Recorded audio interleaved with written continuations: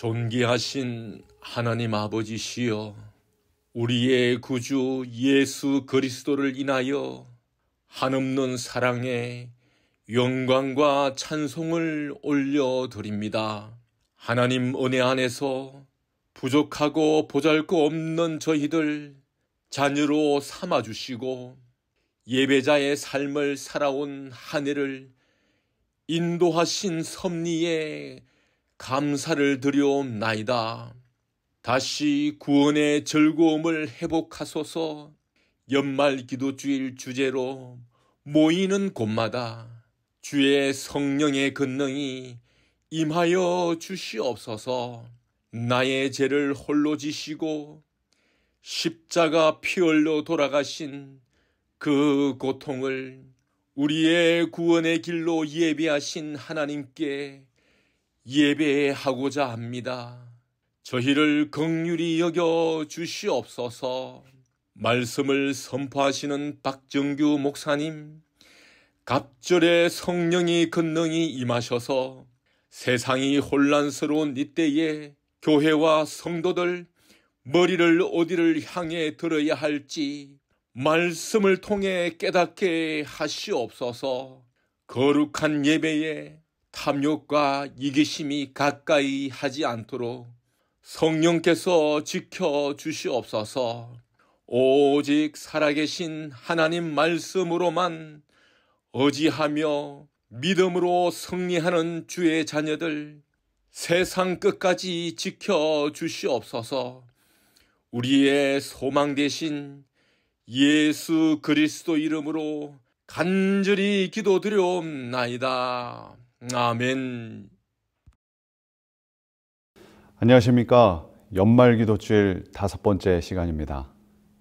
오늘날 유대인들은 대속죄일에 하루 종일 금식하며 기도를 합니다.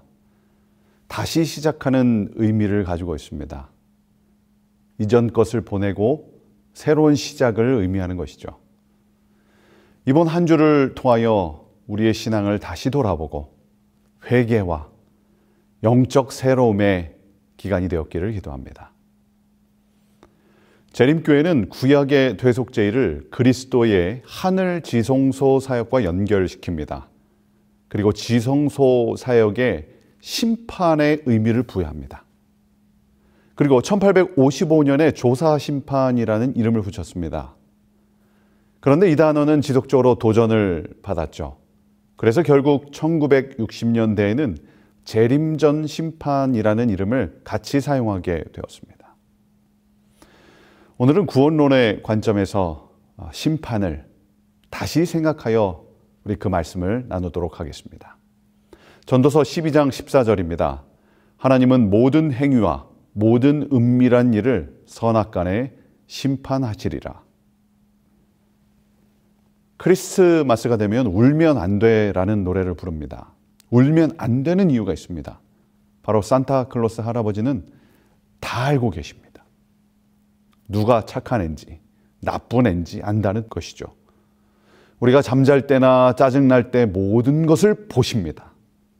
그리고 할아버지는 판단하여 심판하여 선물을 주시기도 하고 안 주시기도 합니다. 그래서 선물을 받기 위해 어린이들은 울면 안 되는 것입니다. 그분이 오시기 전에 착한 일을 많이 해야 선물을 받을 수 있는 것입니다. 생각보다 엄청나게 무서운 노래입니다. 할아버지가 우리의 모든 것을 아시고 모든 것을 보고 계신다. 이 그림은 1873년 MG 켈로그, 우리가 아는 그 시리얼 발명한 켈로그 의사와 친척인 분입니다. 그분이 그렸습니다. 중앙에는 십자가와 십계명이 달린 선악과 나무가 있었고요. 그 중앙에는 이렇게 눈의 모양이 있습니다. 신이 모든 것을 보고 계신다는 의미입니다. 아마도 미국 화폐 1달러에 있는 그 눈과 같은 의미로 사용될 것 같습니다. 잠언 15장 3절입니다. 여호와의 눈은 어디서든지 악인과 선인을 감찰하시느니라. 한국은 우리가 카페에 지갑이나 노트북을 놓고 가도 가져가지 않는다고 합니다. 국민들의 도덕적인 지표가 높아진 것으로 평가됩니다. 하지만 어떤 사회학자는 이게 다 CCTV 덕분이라고 합니다. 한국만큼 그 CCTV로 우리의 일거수일투족을 지켜보는 나라는 없다고 합니다. 정서적으로 누군가 나를 지켜보고 세세히 조사하는 것, 그 자체에 거부감이 있습니다. 그 조사를 기초로 하여 심판을 한다는 것은 은혜, 복음, 믿음으로 얻는 구원과는 조화되지 않는 것처럼 보입니다. 교단 내에서도 이 문제는 종종 의문이 제기되었습니다. 1889년 켄 라이트 목사를 시작으로 하여 몇몇의 지도자들이 교단을 떠났습니다. 한국 재림교회 역시 이 문제가 근 10년 내에 여러 차례 발생했습니다. 이상구 박사는 십자가와 조사 심판에서 이렇게 말합니다. 그러므로 조사 심판과 믿음으로 말미암는 의는 분명히 공존할 수가 없다. 대부분의 비판이 이 지점입니다. 이미 우리는 용서받고 구원받았습니다. 그런데 우리의 성품, 말, 행위를 검사해서 구원을 탈락시키는 것은 있을 수 없는 일이다. 그렇게 주장을 합니다. 그런데 이러한 논쟁은 사실 우리만 가지고 있는 것은 아닙니다. 1844년 시작된 심판을 제외하고 이야기하면 심판에서 행위는 어떤 역할을 하는가에 대한 논쟁들이 있습니다. 최후심판에서 행위의 역할 논쟁이라는 책입니다. 그 주장의 첫 번째는 바로 전통적 개혁주의의 주장입니다. 한국의 보수 장로교의 입장이라고 생각하시면 되는데요. 그것은 그리스도인은 이미 믿음으로 구원을 얻었기 때문에 최후의 심판을 두려워할 필요가 없다. 심판에서의 행위는 무엇을 위한 것이냐? 바로 상급을 위한 것이다. 구원의 여부를 결정하는 것이 아니라 상을 주는 심판입니다. 그래서 이 심판에는 두려움이 전혀 없습니다. 두 번째는 진보적 개혁주의의 입장입니다. 심판에서 참된 믿음은 반드시 행위로 나타나는 것이죠. 행위가 구원의 근거는 아니지만 살아있는 믿음의 증거다. 그럼에도 신자는 끝까지 하나님의 은혜에 의지해야 한다. 이렇게 주장을 합니다. 그리고 세 번째는 세관점 학파라는 것의 학자인데요. 제임스 던이라는 학자입니다. 그 학자는 믿음으로 구원받고 행위로 심판받는 두 측면을 모두 인정한다. 조직신학자들이 자꾸 이 두 가지를 날카롭게 나누는데 이 두 가지는 공존할 수 있다. 순종과 성화가 구원의 일부이기 때문에 신자의 삶의 열매가 심판에서 충분히 고려될 수 있다고 보는 입장입니다. 네 번째는 세관점 학파의 또 다른 학자인 톰 라이트라는 학자인데요. 최후의 심판에서 신자의 최종적인 의로움, 칭의는 그의 삶 전체를 기준으로 결정됩니다. 쉽게 얘기해서 우리의 삶을 통해서 그 구원이 결정되는 것이죠. 그러나 그 삶은 인간의 힘이 아니라 그리스도와의 연합, 그리고 성령의 은혜로 가능하다고 보는 입장입니다. 그리고 마지막으로 로마 가톨릭 교회입니다. 하나님의 은혜는 선한 행위를 가능하게 하고요. 그 행위는 구원의 공로가 될 수 있다고 주장합니다.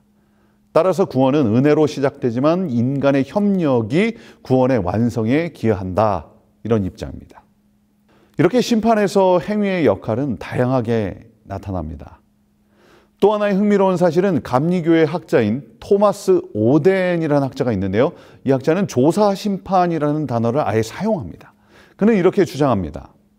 모든 인간의 행동과 성품의 전체 범위가 조사심판의 대상이 되며 모든 말, 생각, 그리고 행위까지 포함된다. 이 영어의 조사심판이라는 단어를 그대로 사용하고 있습니다. 조사심판은 각 사람이 전체적으로 충성된 자인지 불충성된 자인지 분명하게 밝히며 충성된 자는 하나님의 자비를 기뻐하고 불충성된 자는 하나님의 공의를 받아들이게 한다. 1844년에 시작된 조사심판은 아니지만 조사심판 그 자체의 개념과 용어를 사용하고 있습니다. 재림교회 내에서도 심판과 구원의 문제가 하나로 통일되지 않고 있습니다. 방금 말씀드린 이 기독교 학자들과 대비시키며 이렇습니다. 전통적 개혁주의의 주장과 데스몬드 포드, 우리 지난 시간에 얘기했죠. 이 포드의 주장과 비슷합니다. 심판에서 하나님께서 요구하시는 것은 오직 칭의라는 것이죠. 포드는 구원, 믿음으로 말미암는 의의를 칭의로 국한시켰습니다. 그렇기 때문에 심판에서도 칭의만을 요구합니다. 그래서 이미 칭의는 이미 얻어졌기 때문에 우리는 이 심판에서 두려워할 필요가 없다는 주장입니다. 진보적 개혁주의는 해펜스톨이나 모리스 밴덴과 비슷합니다. 행함이나 성화가 칭의를 증명하는 것입니다. 진짜 성화가 있어야 진짜 칭의가 되는 것이죠. 그리고 세관점 학파의 제임스 던은 라론델이나 조지 나이트와 비슷합니다. 조지 나이트는 심판이 최종적으로 그리스도 안에 있는지 그 여부를 판별하는 것이라고 봅니다. 그리스도 안에 있는 사람들은 그들의 삶이 믿음과 성령의 능력을 통해 변화되었음을 보이며 이는 심판에서 중요한 요소가 됩니다. 하지만 나이트는 이것이 행위에 의한 구원을 의미하는 것은 아니라고 강조하죠. 그리고 마지막으로 톰 라이트의 관점은 앤드리어슨과 비슷한 부분이 있습니다. 성령을 통한 성화가 그 삶이 칭의로 확증되는 것입니다. 특별히 한국 재림교회에도 영향을 끼친 모리스 밴덴 목사는 이 심판에서 핵심은 하나님을 신뢰했는가에 대한 평가라고 주장합니다. 그리고 하나님께서 직접 심판하는 것이 아니라 그 원칙들이 심판한다라고 주장을 했습니다.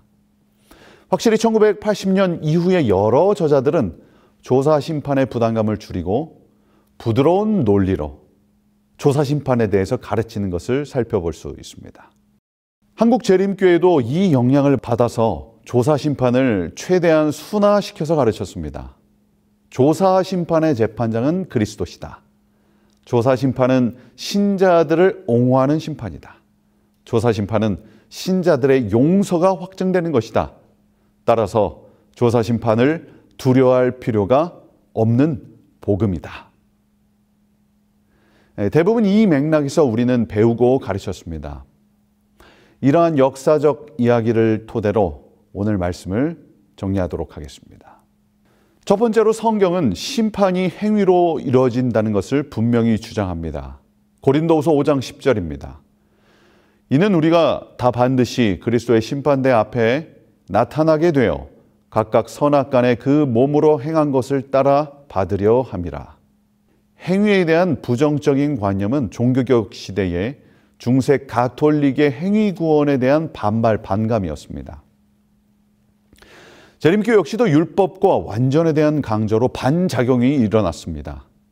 행위와 율법에 대한 부정적 이미지를 완화시키려는 노력을 해왔습니다. 이러한 역사적 배경이 있지만 성경은 분명 심판은 행위로 이루어짐을 말씀합니다. 이는 하나님의 정의와 관련된 이야기입니다. 하나님은 공평하신 분입니다. 그래서 예수님의 하늘 성소 살기 그리스도의 보좌로 이루어집니다. 시편 9편 4절입니다. 주께서 나의 의와 송사를 변호하셨으며 보좌에 앉으사 공의롭게 심판하셨나이다. 보좌는 심판의 자리입니다. 솔로몬 왕이 한 아이를 놓고 자기 아들이라 주장하는 두 여인을 심판합니다. 또한 히브리서 11장에는 자기를 찾는 자들에게 상 주시는 이심을 믿어야 한다라고 그렇게 기록합니다. 여기서 상 주신다라는 말은 단순한 상이 아니라 갚아주신다는 뜻입니다. 하나님은 우리의 행위에 반드시 응답하세요. 그 행위에 따라서 영광으로 갚으시기도 하고 악하면 심판으로 갚으신다는 것입니다. 그리고 마태복음 22장부터 25장까지는 천국에 관한 이야기이고 심판에 관한 말씀입니다. 혼인잔치의 비유에서요, 천국에 들어가는 자들은 예복을 입습니다. 이 예복은 무엇입니까? 바로 그리스도의 의를 상징합니다. 이 계시록에 보면 이 그리스도의 의는 성도들의 옳은 행실, 의로운 행동을 포함합니다. 그에게 허락하사 빛나고 깨끗한 세마포를 입게 하셨은즉 이 세마포는 성도들의 옳은 행실이로다. 화이부인께서도 이 세마포는 그리스도의 의, 곧 믿음으로 예수를 개인의 구주로 받아들이는 모든 사람들에게 주시는 흠이 없는 품성을 표상한다라고 기록하고 있습니다. 마태복음 23장은 바리새인들의 거짓 율법 준수를 비판합니다. 겉으로는 지키는 듯하나 이것은 가짜다. 하나님 없이, 그리스도의 의 없이 율법의 목록만 지키는 것을 율법주의라고 합니다. 마태복음 24장은 재림의 장이고 25장에는 처녀들, 청지기, 양과 염소의 비유가 나타납니다. 슬기로운 처녀와 미련한 처녀의 기준은 기름과 바로 성령입니다. 청지기의 충성을 요구하시고 심판에서 양과 염소가 분류되는 기준은 바로 약한 자들에게 어떻게 대했느냐입니다. 이 비유들은 심판의 기준이 행위 혹은 성화임을 분명히 합니다. 대쟁투 483페이지의 말씀입니다. 심판 때에 기록한 책들을 펼치면 예수님을 믿은 모든 사람들의 생애가 하나님 앞에 나타난다. 우리의 대언자 되신 그리스도께서는 이 세상에 처음 생존한 사람들로부터 시작하여 지금 살아있는 사람들에 이르기까지 각 시대의 모든 사람들의 사건을 제시하신다. 각 사람의 이름이 불리어지고 모든 사건이 세밀히 검토된다. 어떤 이름들은 간합되고 어떤 이름들은 거절된다. 오늘 우리는 두려운 마음으로 이 사실을 직면해야 합니다. 마주해야 합니다. 성령께서 우리의 삶을 돌아볼 수 있도록 영적 눈을 열어주시길 간절히 기도합니다. 두 번째로 행위 심판은 속죄를 위한 부르심입니다. 행위를 기준으로 하는 심판의 궁극적 목적은 무엇입니까? 이는 율법의 기능과 동일합니다. 율법은 우리 자신의 모습을 보여주고 그리스도께로 이끄는 모학 선생입니다. 마찬가지로 행위 심판은 우리를 처벌하는 것이 궁극적 목적이 아니라 우리를 그리스도께 다시 나아오게 함입니다. 용서와 속죄를 하기 위함이죠. 그래서 이사야서는 말씀합니다. 여호와께서 말씀하시되 오라 우리가 서로 변론하자. 너희 죄가 주홍 같을지라도 눈과 같이 희어질 것이요 진흥같이 붉을지라도 양털같이 되리라. 하나님께서 죄인들을 부르십니다. 용서와 회개를 촉구하십니다. 아담을 부르시고 가인을 부르셨습니다. 세리와 죄인들을 부르시고 바울을 부르셨어요. 뽕나무 위에 삭개오를 부르십니다. 삭개오야 내려오너라. 삭개오를 부르는 장면을요, 어떻게 보면 굉장히 무서운 장면 같습니다. 예수님은 왕이시고 심판자이십니다. 삭개오는 마을의 손가락질 받는 가장 큰 죄인이었어요. 아직 자신의 죄를 회개하지 않았습니다. 어쩌면 하나님 앞에 죄인이 서는 장면입니다. 그런데 이 장면이 아름다운 이유는 삭개오는 부르심에 응답했습니다. 내려왔습니다. 왕 앞에 나아왔습니다. 그는 그리스도의 품성을 제대로 이해했던 것입니다. 모두가 자기를 미워하고 용서하지 않았습니다. 자신을 용서하고 새 삶을 주실 분은 그리스도 메시아밖에 없다는 것을 알았습니다. 그래서 메시아 앞으로 나아왔습니다. 믿음으로 그분께 나아갔습니다. 그리고 함께 집으로 들어갑니다. 함께 먹고 마셨습니다. 그래서 성경은 급히 내려와 즐거워하며 영접하거늘. 그 다음 장면은 회개하고 용서를 받는 장면입니다. 이것이 심판의 속성과 목적입니다. 심판은 궁극적으로 용서와 회복으로의 부르심입니다. 나 곧 나는 나를 위하여 내 허물을 도말하는 자니 내 죄를 기억지 아니하리라. 이사야 선지자의 말씀입니다. 다시 화이트는 이렇게 기록합니다. 그러나 진심으로 죄를 회개하고 믿음으로 그리스도의 피를 그들의 속죄 제물로 주장한 사람들에게는 하늘의 책에 기록된 그들의 이름 아래 용서받았다는 말이 기록된다.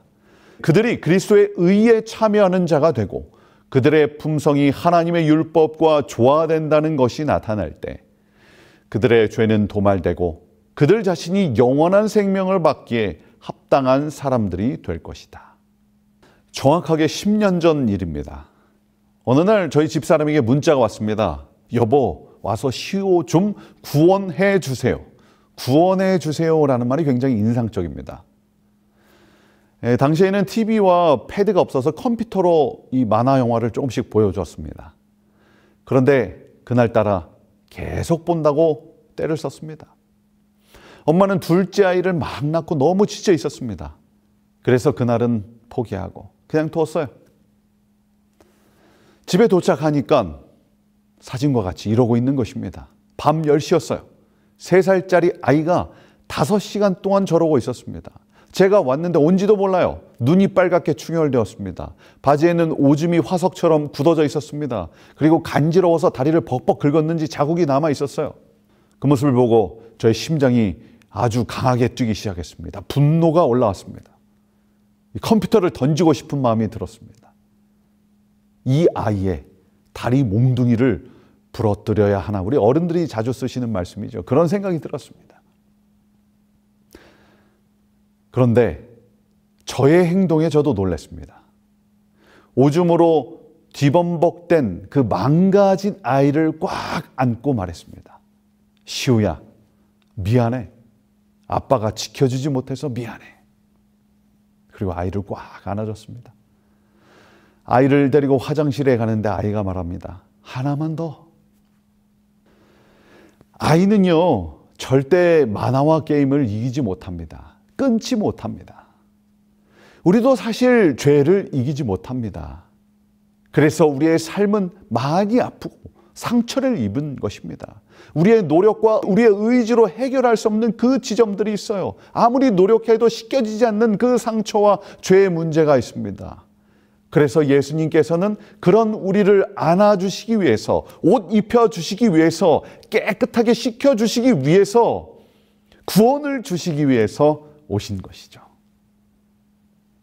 이와 동일하게 심판도요, 우리를 용서하기 위한 목적을 갖고 있습니다. 우리를 씻겨주시고 의롭다 칭해 주실 것입니다.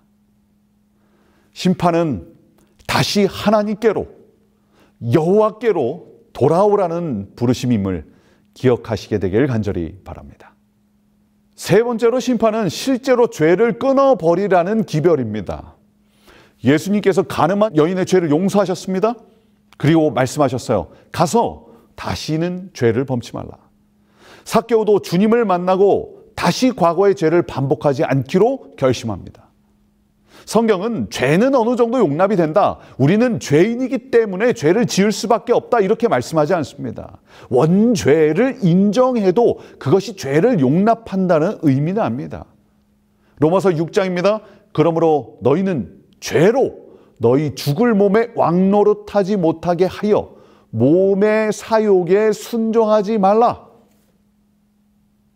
죄가 너희를 주관하지 못하리니 이는 너희가 법 아래 있지 아니하고 은혜 아래 있음이라.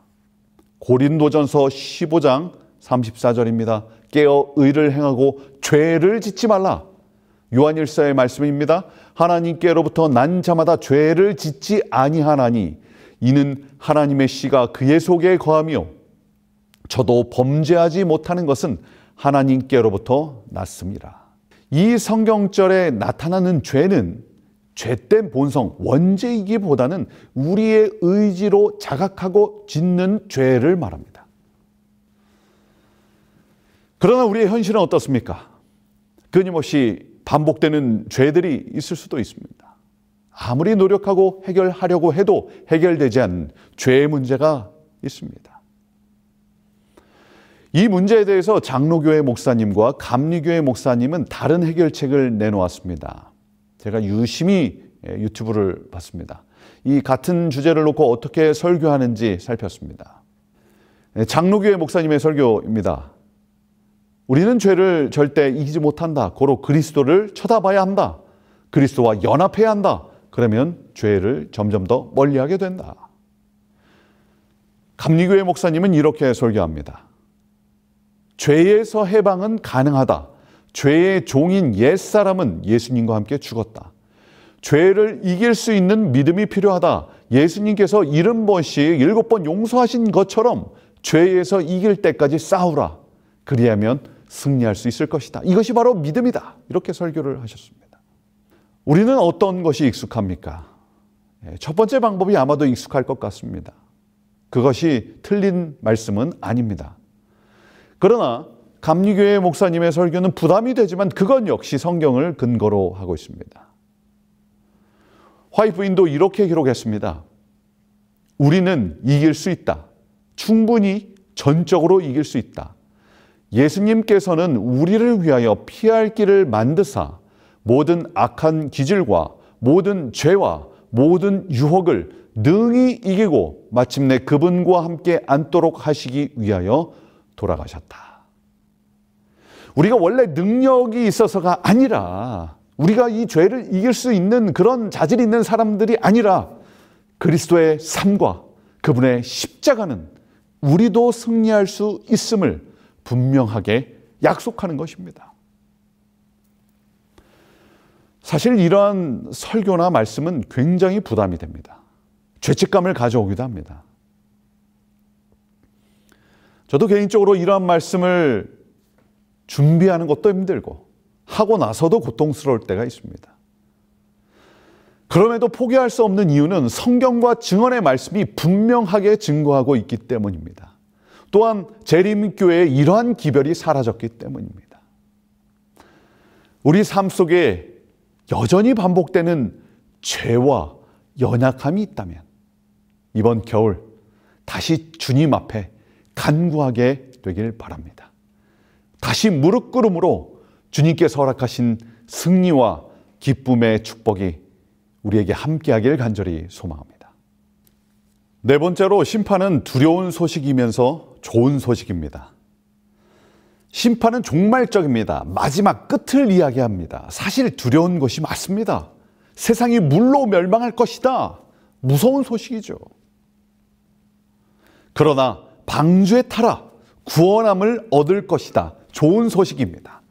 그래서 심판은 구원의 소식과 함께 갑니다. 따라서 심판은 두려우면서도 좋은 소식인 것이죠. 심판은 우리 자신의 모습을 똑바로 보라는 외침입니다.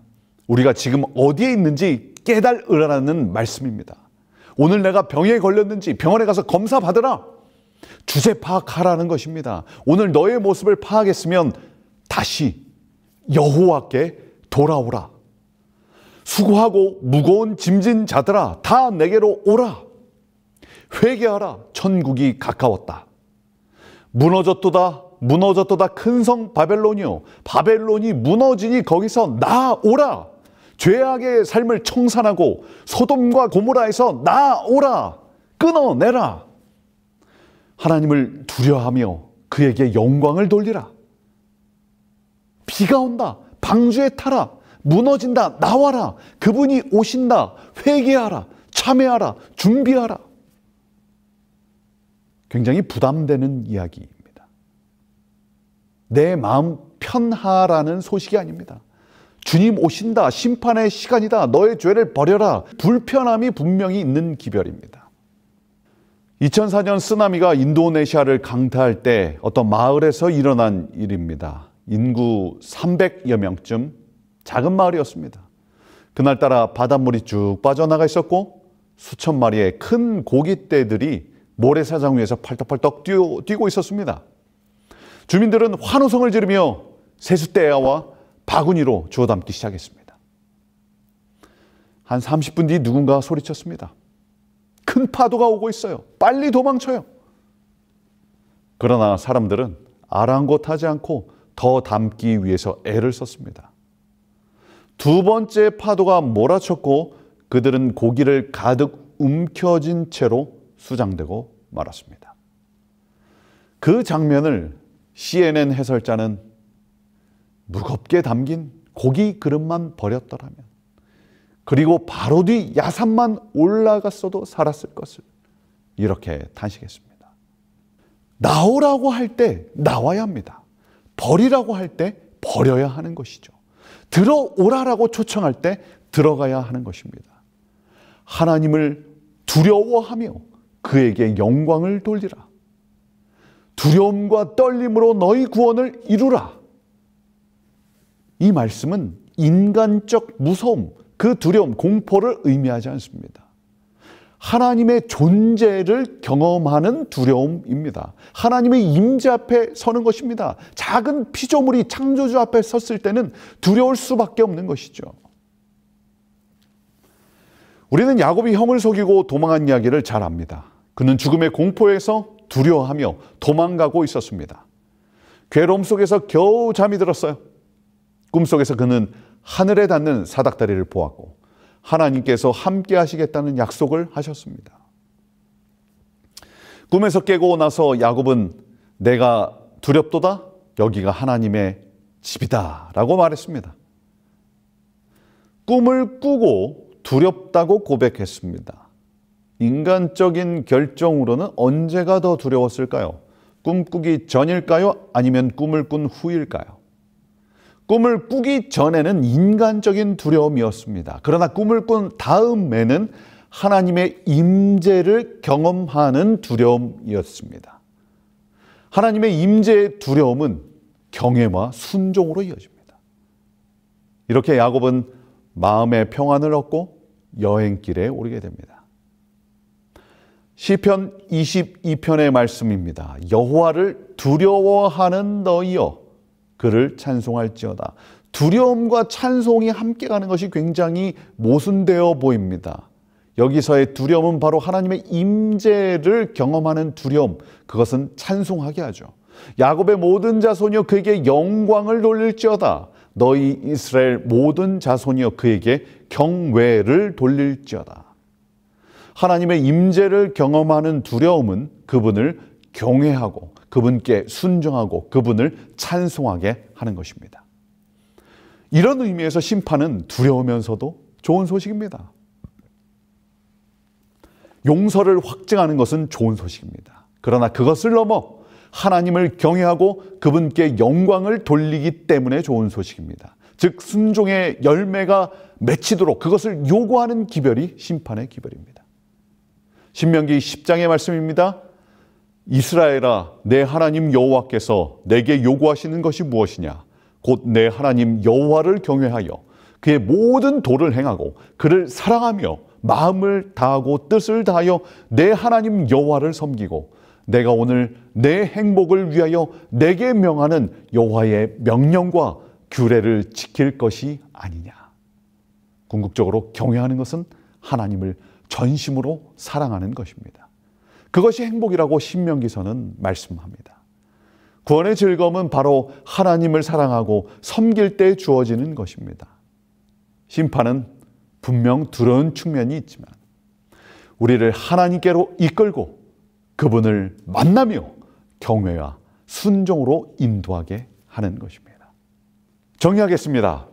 최후 심판에서 행위의 역할에 대해 여러 다른 주장들이 있습니다. 이 기독교 안에는 여러 다른 주장들이 있어요. 그리고 특별히 웨슬리 신학에도 조사 심판의 개념이 있다는 것입니다. 우리가 너무 조사 심판의 개념을 두려워할 필요는 없는 것 같습니다. 그리고 재림교회 내에서도 심판에서 이 칭의와 성화의 역할에 대한 여러 주장들이 있습니다. 그런데 한국재림교회의 심판 기별은 칭의를 중심으로 용서를 중심으로 하는 긍정적 해석이 강조되었습니다. 그럼에도 불구하고 심판은 분명 행위 혹은 성화로 이루어집니다. 이것은 부르심과 속죄를 위한 기별입니다.